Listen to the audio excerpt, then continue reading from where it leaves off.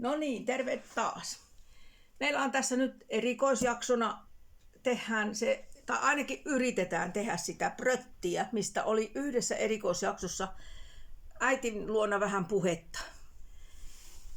Ja siinähän on aineena nyt sitten keitettyä perunaa. Sitten siihen laitetaan imeltyyn ruisjauhoa. Sitten vähän maltaita, siirappia jossain vaiheessa. Mutta perunoiden täytyy ensin jäähtyä aika pitkä aikaa. Jatketaan sitten.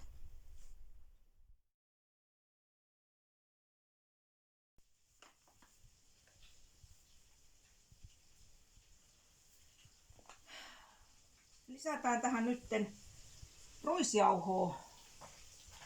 Ei nyt panna ihan täyttä desilitraa kerralla siihen.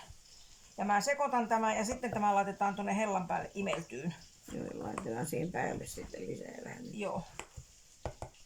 Että pannaan tämä ensin tänne muusaten tänne perunan joukkoon. Onko se nyt kuumaa? No, tämä on semmoista, että käsi kunnolla kärsii, että lämmintä on, mutta ei missään nimessä saa polttaa yhtään kättä. Ei. Ettei se jauho pala. Ja sä muusasit nämä... Perunat on muusattu. No niin. Ja sitten mä lisään tuohon päälle tätä jauhoa vielä. Mitäs tästä nyt tulikaan? Tästä tulee sitten toivon mukaan bröttiä.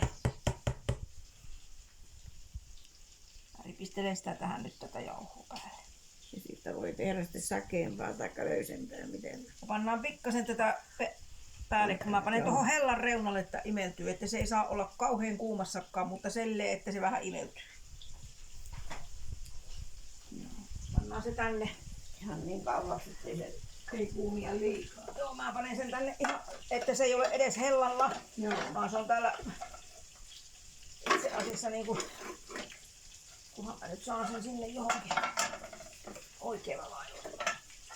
Se tuo. Nyt se on siinä. Joo. Joo. Vielä imellytetään tai pannaan sakeammaksi tai sitten lisätään jauhoa ja vielä imellytetään vähän Ei lisää. enempää imellytetä. No sitten. Se on nyt imeltynyt. Joo. Niin mitäs me Onko pannaanko se sinne, minkä makusta sitten vaan? laitetaanko siihen seuraavaksi sitten sitä mallasta vai? Joo, vähän. Ja se mallas imeltyy pikkusen aikaa. Okei. Joo. Minusta se oli aika imelä. Joo, niin on. Ja Ja ne maltaat tekee taas imeläksi niin vähän. niin tekee. Että en mä tiedä sitten paljonko siitä tarviiko sitä siirappia sitten laittaa minkä verran. No minkä makuiseksi tykkää panna? Imelähän se pitäisi olla vähän. No pistetään vähän siihen sitten, Niin. mutta pannaan nyt ensin ne maltaat. Joo. Pannaanko sitä sitten joku... No pane jonkun verran sitä. Ja sen nyt esim. Varmaan voi laittaa. Niin, mä ajattelin, jos laittaa Joo. semmoista. Oh. Tämä. Nyt mä sekoitan sen vaan tänne sekkaan niinkö Joo, oliko ne mitä maltaita? kaljamallasta. No justi, joo. Mitäs se sitten osti? Sinne vaan, niitä se pitää ollakin. No siellä oli vähän ruisjauhoakin. Joo, se haittaa yhtään. Ja tämä saa nyt olla jonkun Joo, se aikaa. saa vähän aikaa siinä, että se imeltyy tänne sekaan. Pannaan kanssa. Joo, hyvä. Kyllä se siitä. Aikaa menee. Tässä voitelin nyt sitten valmiiksi sitä bröttiä varten tämän vuokan ihan vaan margariinilla, että se on nyt tämän näköistä sitten. Joo, ja se on ihan hyvä.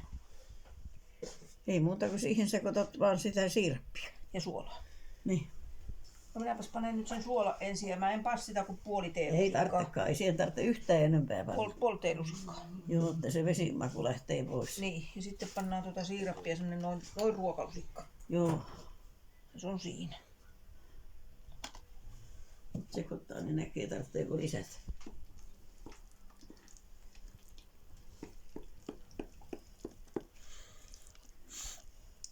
Hyvä tuoksunen se näkyy. Oh. Se tuoksuu ihan semmoiselle hyvälle kuin pitää. Sehän on niinku puuroa. Mutta maistapas tuosta, miltä susta tuntuu, että tarviiko lisää siirappia. No, minusta vähän, No pistetään. kun minä tykkään siitä makeasta. Laita reilusti. Pannaan toinen ruokalusikka.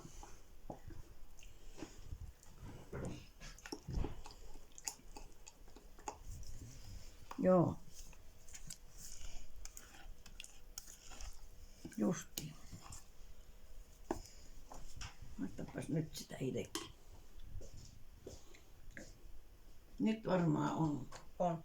Nyt Joo. varmaan on ihan just kohdallaan. Ei muuta kuule kuin vuokaa. Olkaa vaan.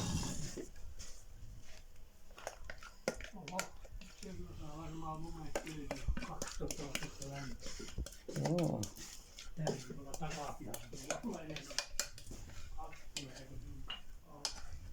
Tässä äsken tuumattiin, että mikäli haluaisi, niin tästähän saisi hyvää leipää, jos tähän laittaisi vaikka vehnäjauhoa vähän lisäksi ja että se olisi helpommin leivottavissa ja vaikka ruisjauhoakin nyt lisäisi siihen.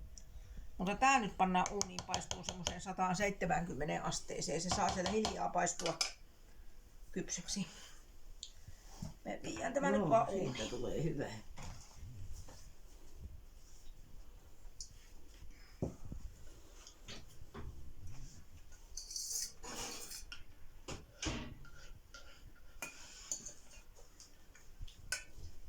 Joo. Ei ollut muuten paha. Ei. Se on just niin kuin pitääkin kohdalleen makeus. Joo. Ja nyt se imeltyy vielä uunissa tuosta maltaasta. No niinhän se tekee, niinhän se tekee. Joo, se on. Nyt siitä tulee hyvä.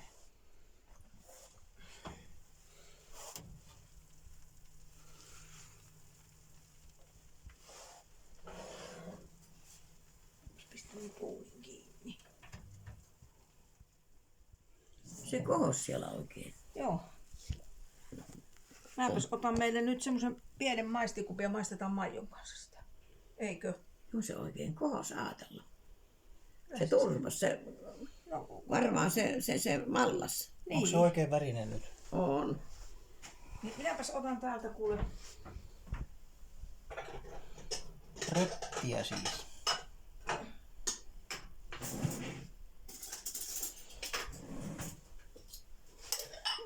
Ai teille vaan. No kyllähän mä nyt annan sullekin kupin tietysti. Eihän siinä mitään.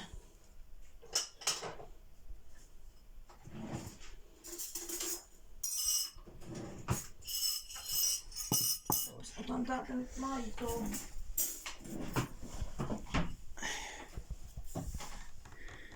Sinä haluat Otatko sä tästä lasista? Joo. Ja minä panen tähän sekaan sen. Niin, no niinpä tietysti. Se on sitten nyt kuumaa. Että enää polta ittees yhtään.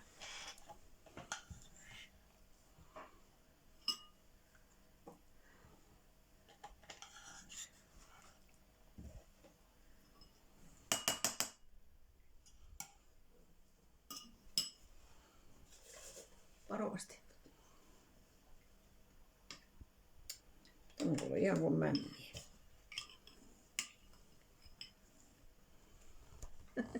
Onpas tää nyt erikoinen juttu. Tämä on aivan kuin mämmiä, vähän karkeampaa.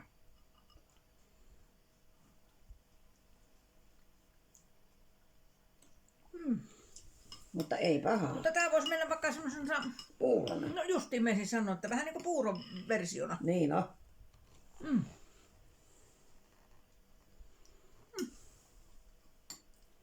Tämä olisi ihan aamupuuronakin vallan verrata. Aika makeeta. Joo. Ei tarvitsisi kyllä mitään keitellä muuta kuin tämä. Ravintoarvokin olisi kohdallaan. Ne sais No koko, perunaa ja ruista ja... koko päiväksi sais tekemistäkin. Aivan.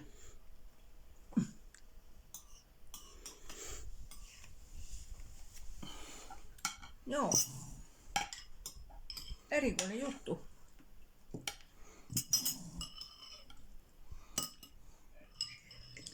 Tämä oli nyt tehtynä semmoista siikaisten bröttiä ja on maistettu ja hyvä tämä kyllä on.